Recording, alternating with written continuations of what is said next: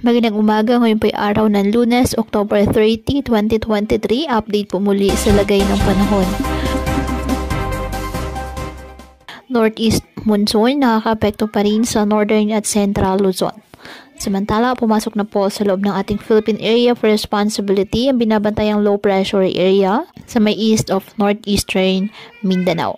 Ayon sa Pag-asa, ang nasabing low pressure area, mababa naman ang tsansa na maging bagyo sa loob po ng 3 araw. Ngunit inaasang lalapit pa ito sa ating kalupaan at magpapaulan sa iba't ibang bahagi ng ating bansa.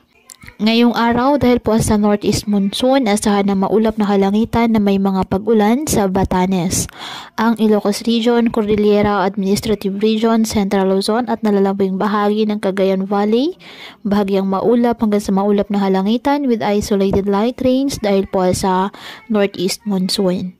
Apektado naman ng trough ng low pressure area at localized thunderstorms ang Metro Manila at nalalabing bahagi ng ating bansa.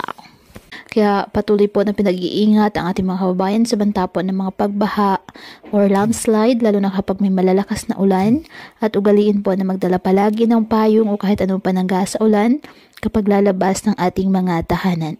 At yan po muna ang update sa lagay ng panahon ngayong araw. Muli patuloy po tayo na mag-ingat at palaging tandaan, God loves you. Stay safe and God bless.